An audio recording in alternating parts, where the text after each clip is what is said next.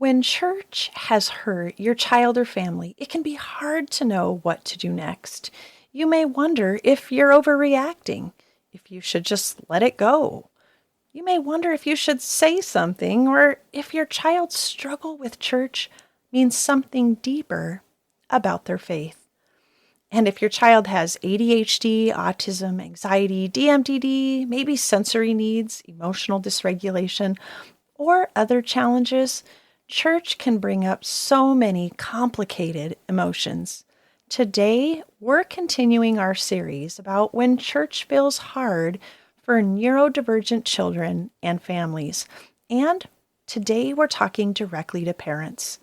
We're going to talk about grief, church hurt, how to ask for support, and how to decide what your family may need next. So let's jump in.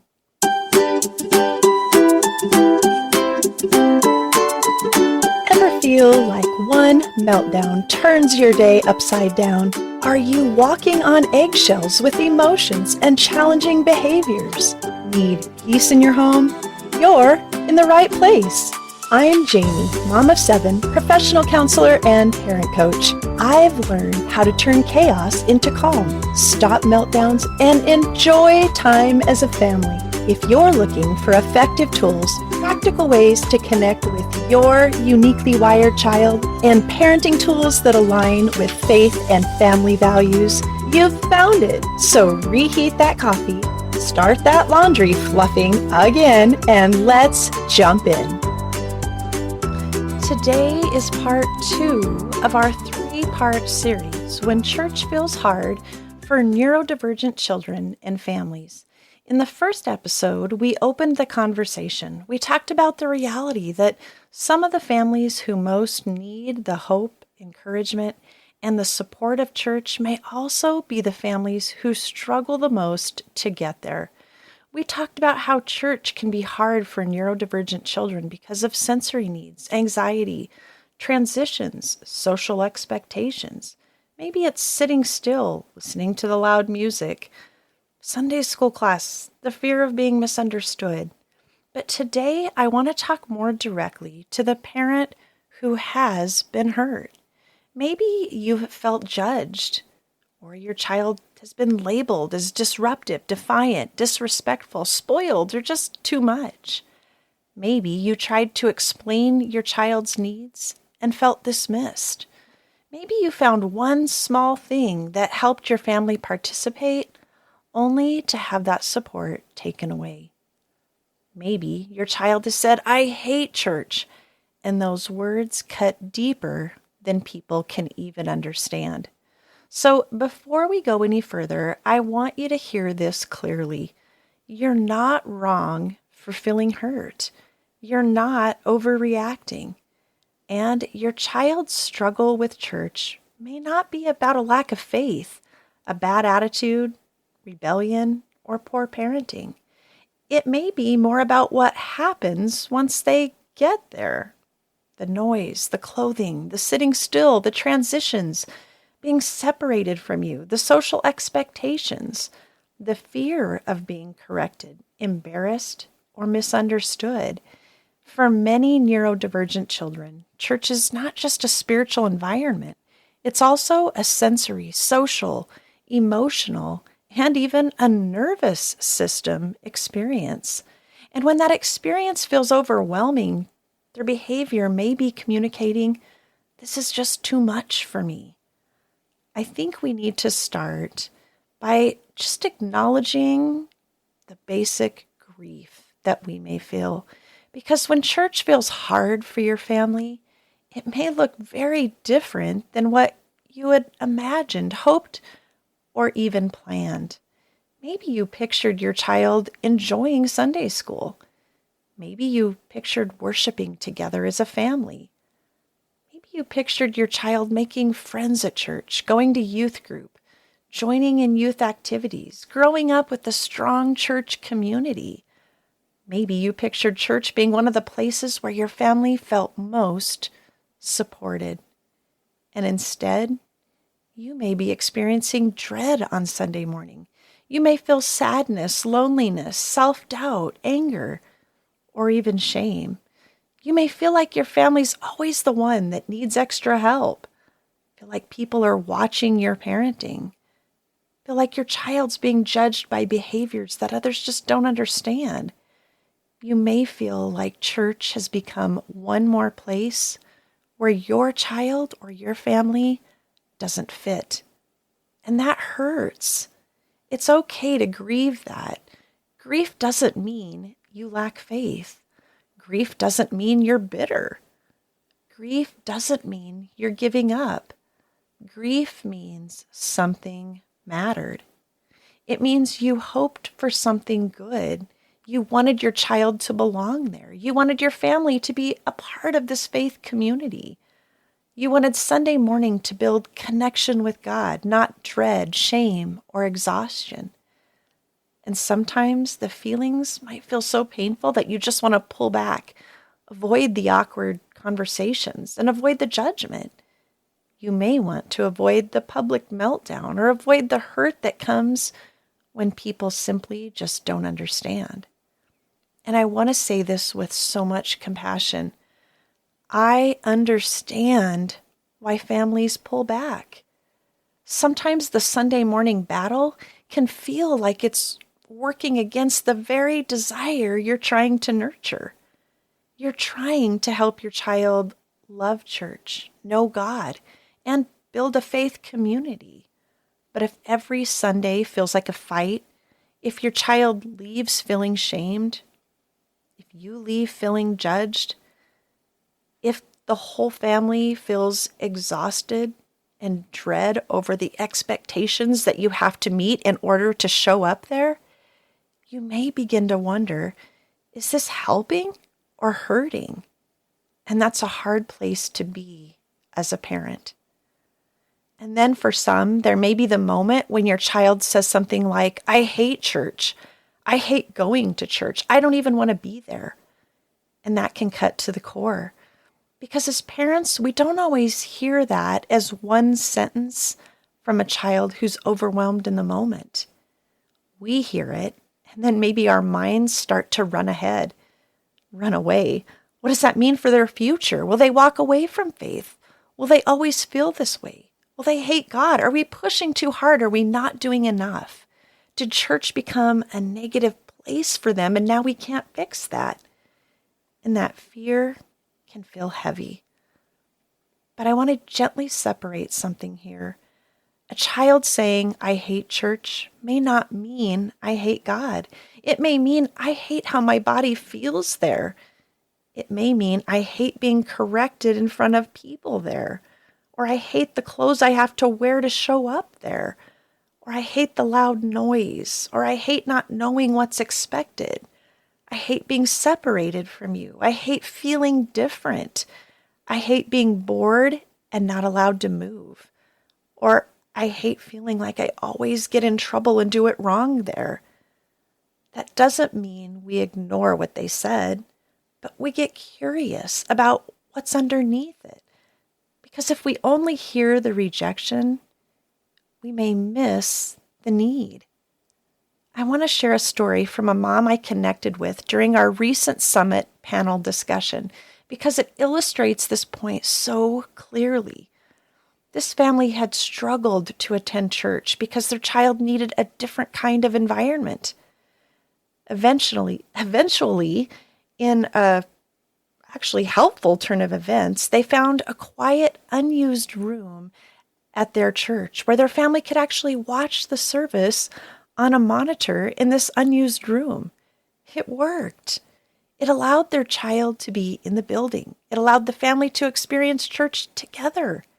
It gave them a little space from the crowd and the noise. It gave their child a way that they could choose to participate that actually worked for their nervous system. And it was such a big deal. You see, sometimes support doesn't have to be complicated. It doesn't have to be expensive. It doesn't have to require some new or costly program. Sometimes support looks like an unused room and a monitor. Sadly enough, after a few weeks, someone came in and found this family watching the service from that unused room. Instead of asking questions or trying to understand, they essentially scolded the family for being there and told them that they had to leave that room. The following week, the mom returned, and hope in hand, she thought they could maybe find that room and just simply use that unused quiet room again. But the room was locked. Still unused, but now locked. That kind of hurt cuts deep because it wasn't just a closed room. It felt like a closed door. A locked, closed door. Something that had made it possible for their child and family to experience church in a positive way had been taken away. And I hear that story, and it's heartbreaking to me because I know this is happening in so many different places.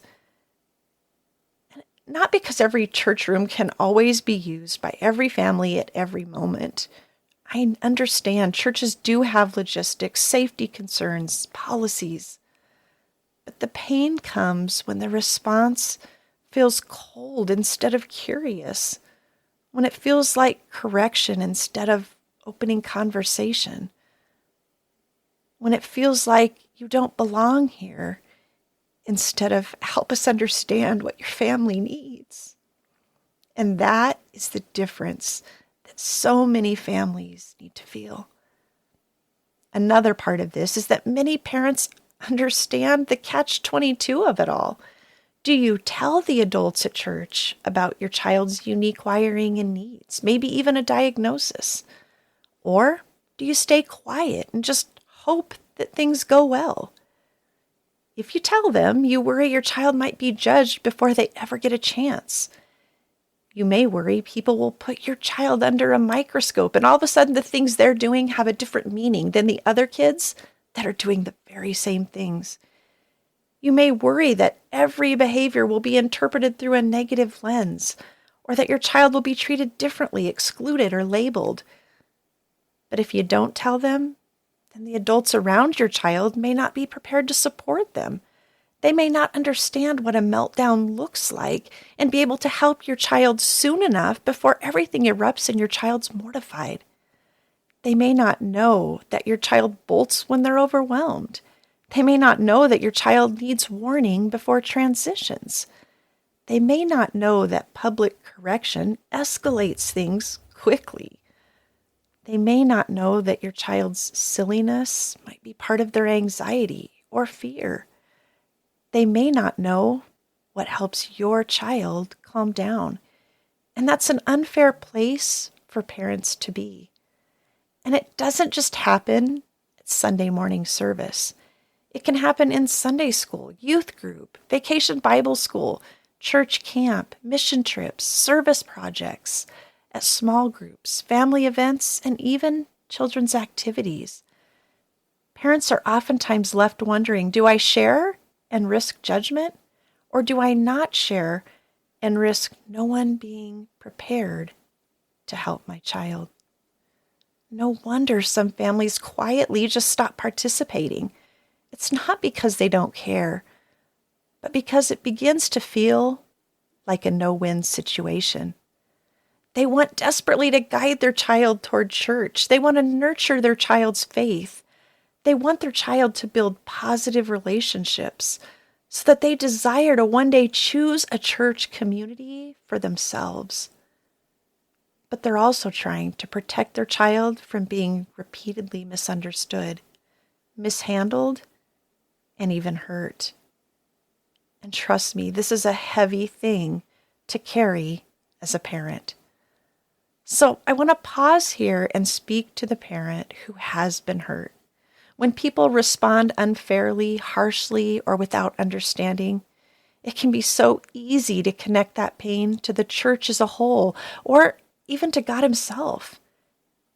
And trust me, I understand why. When the hurt happens in a place that represents faith, it can become tangled, hard to sort out. But I want to encourage you to remember this. Hurtful responses from people are not the heart of God. The unfair expectations placed on your child are not the heart of God. The judgmental looks are not the heart of God. The lack of understanding is not the heart of God. Your child is fearfully and wonderfully made.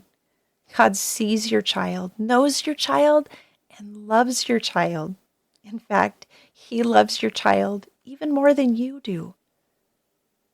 But let me be clear, that does not excuse the people who caused the hurt. It doesn't mean you have to pretend it didn't matter. It doesn't mean you have to keep placing your child in environments that are harmful or hurtful, but it may help you keep their response from becoming the full picture of God, faith, or the church in general. The people who caused the hurt may be uninformed, inexperienced, maybe uncomfortable with things they don't understand. They may have limited experience with mental health, neurodivergence, sensory processing, maybe even trauma, anxiety, or emotional dysregulation. They may have never walked a single step in your shoes, let alone a mile. Now, some people are going to be ready to learn and grow. Others, I'm going to be honest, they may struggle to show empathy or take initiative to understand.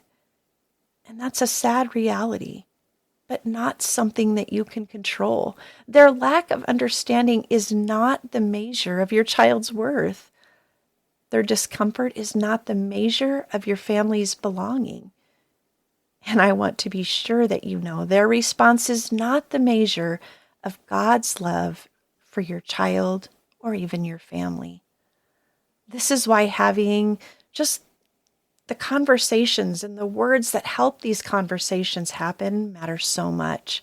When you understand what's happening underneath your child's behavior, you can explain their needs more clearly. You can ask for support more confidently. You can decide what's helpful, harmful, and what your next step might be. This is the kind of work we do inside the Calm Connection Parent Coaching Program. We look at the real situations your family's facing, the meltdowns, anxiety, transitions, the public struggles, the school issues, church issues, exhaustion, and we work on how to respond with more clarity, calm, and connection. So I want to take just a quick moment to share more about that program, and then we're going to come back and walk through a simple framework that you can use when church has hurt your family or child and you're trying to decide what to do next. Parenting an emotionally intense child can feel complicated, like you're juggling meltdowns, defiance, and stress every single day. But it doesn't have to be that hard. Imagine this. The next time your child melts down, instead of spiraling into chaos, you know exactly how to respond with calm and confidence. Sounds good, right? Well, that's what the Calm Connection Parent Coaching Program is all about. In this program, I teach simple tools that you can use right in the moment. Tools that don't require hours of reading, expensive appointments, or complicated systems. I'll even show you ways to create calm in less time than it takes to reheat your coffee.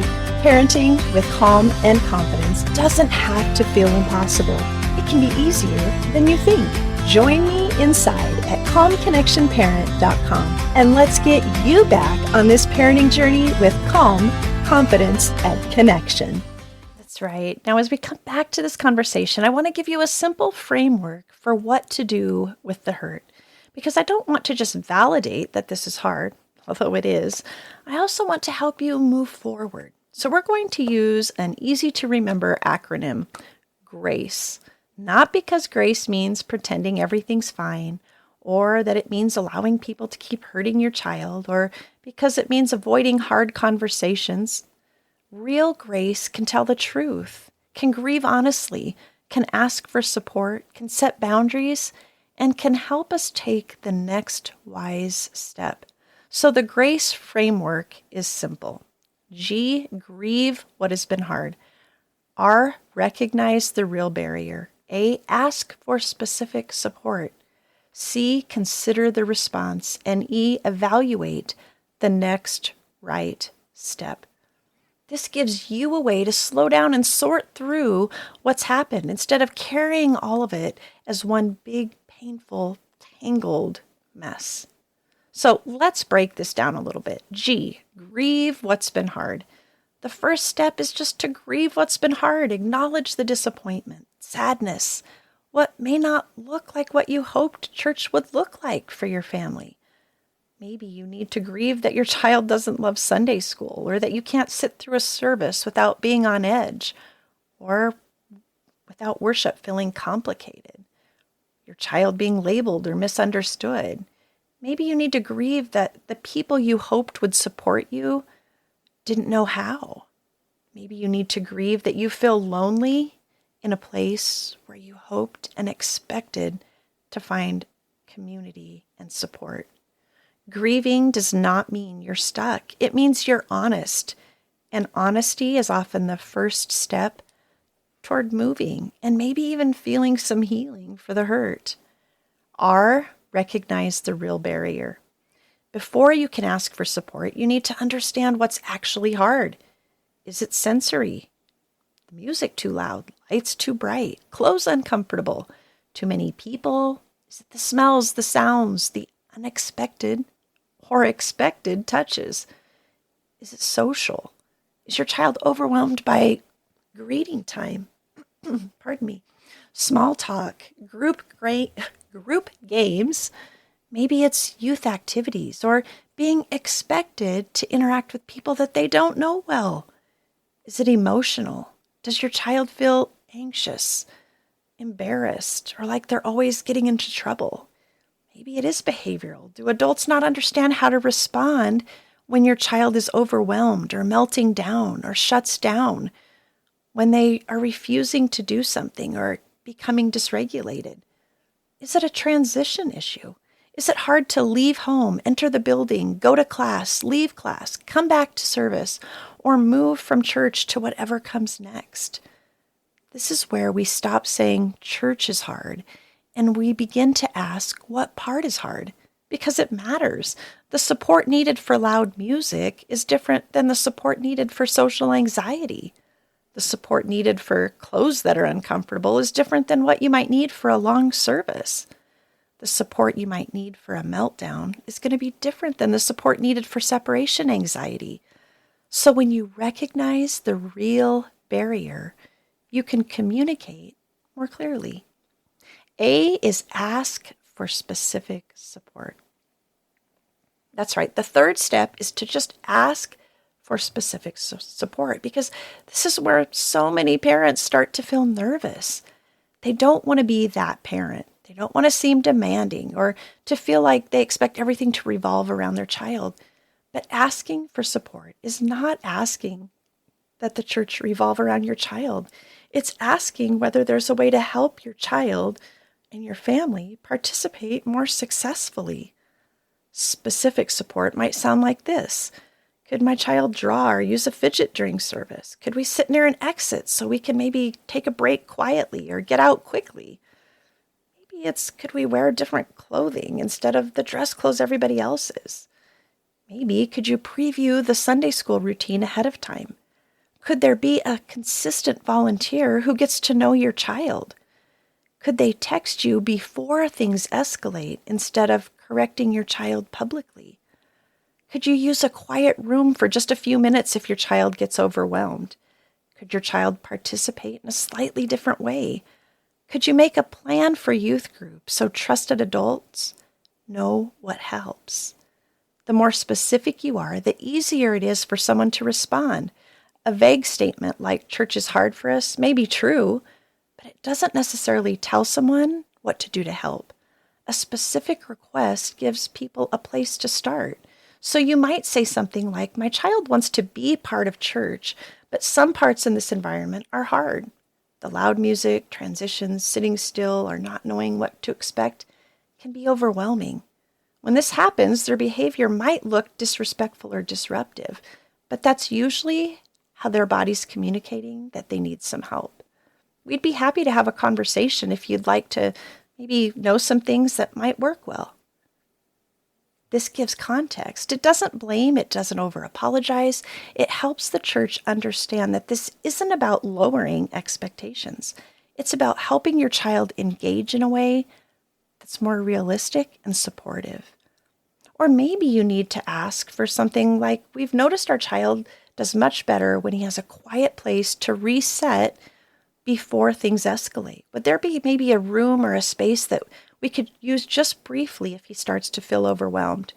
We just want a way or a space to help him calm down so church can stay a positive experience for him and for our whole family. This kind of request is clear and reasonable. It also lets the church know you're trying to work with them and not around them. C, consider the response.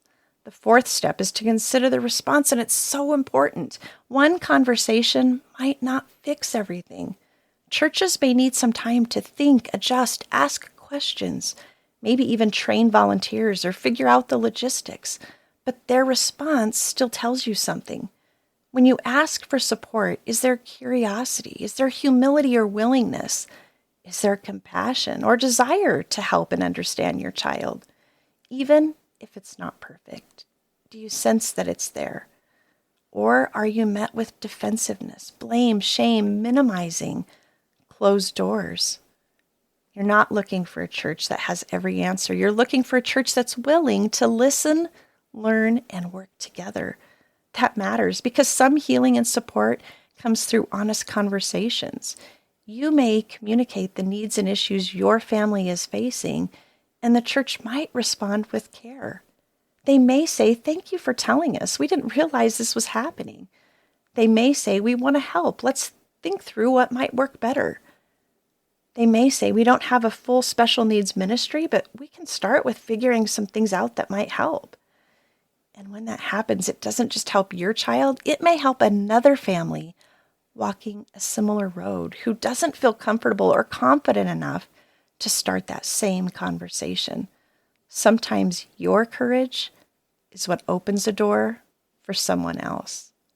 Sometimes the conversation you need to have is something that's already happened. You might say, "Hey, can we follow up? Because what happened last week was really hard for our family. I know everyone may not fully understand our child's needs, but the way that was handled left us feeling hurt and unsupported. We want to work well together. We want to work together better.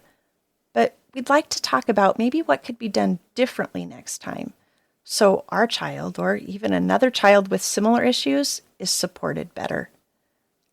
That is honest. It names the hurt. It invites repair and helps move the conversation from blame to problem solving. The final step is E, evaluate the next step. After you grieve, recognize the barrier, ask for support, consider the response, you may need to decide what comes next. Maybe the next step is another conversation. Maybe it's trying an accommodation for a few weeks or asking for a meeting with the children's ministry leader or pastor. Maybe it's putting a plan in writing or bringing someone with you who can help advocate for you.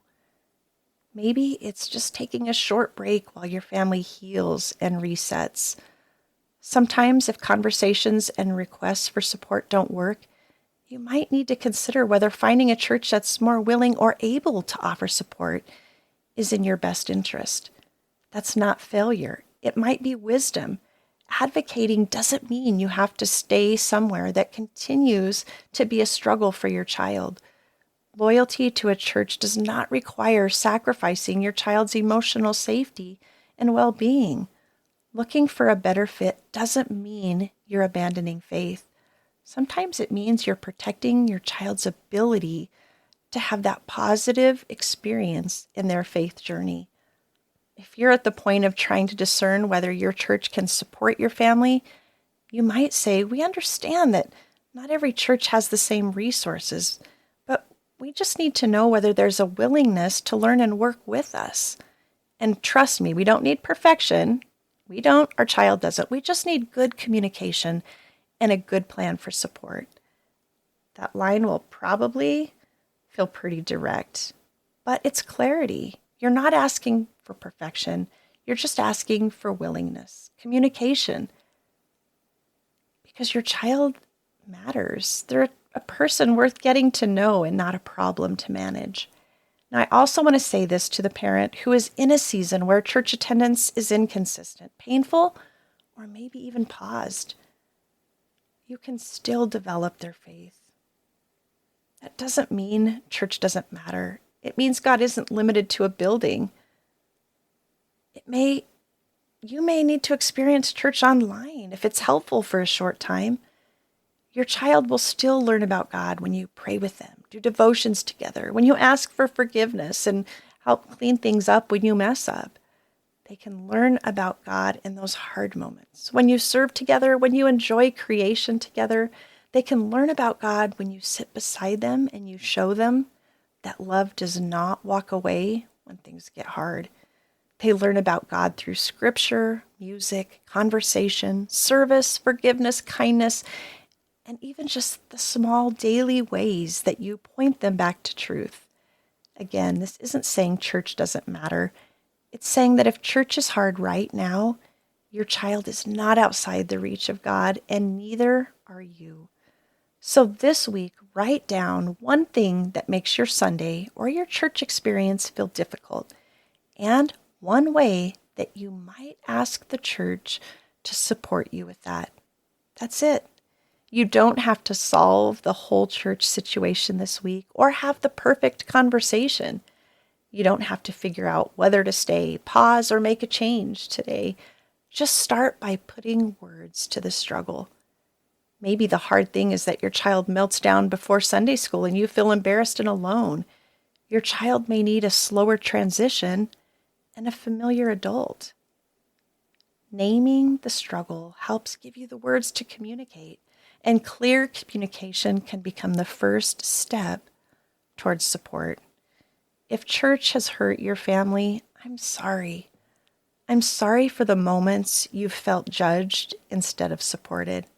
I'm sorry for the times your child was labeled instead of understood. I'm sorry for the Sundays that may have left your family wondering if it was worth trying again.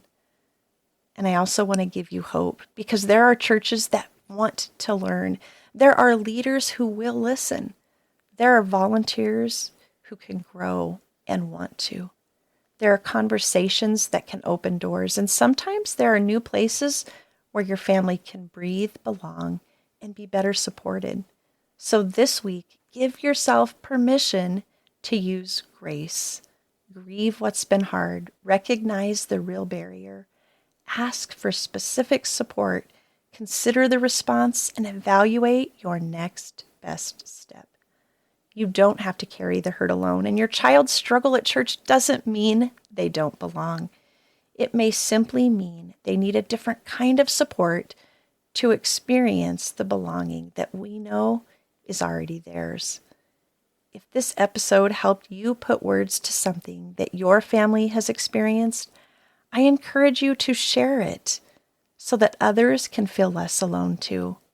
And be sure to join us inside the Calm Connection Parenting Facebook group, where we talk honestly about these very issues. And before we close, I want to take just a quick moment to tell you about something special coming up. We're getting close to the 100th episode of the Calm Connection Parenting Podcast. I'm so grateful for all of you who have listened, shared an episode, followed, sent a message, and let this podcast be a part of your journey. So as we get ready to celebrate, I would love to hear from you. Would you consider leaving a 5-star review or sending me a quick note about how this podcast has helped you and your family?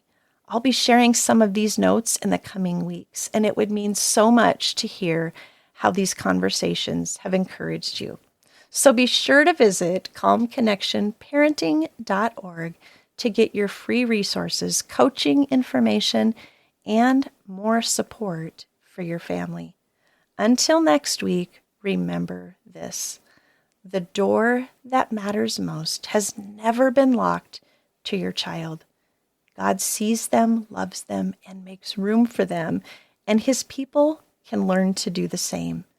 They might just need some guidance to get things moving.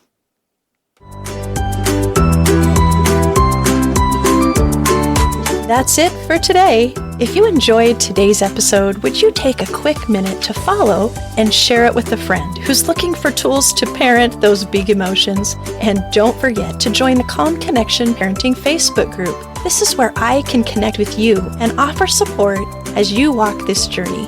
All right, I'll let you decide whether to fluff or fold that laundry now. But I'll meet you back here next week. Until then, keep calm and parent on.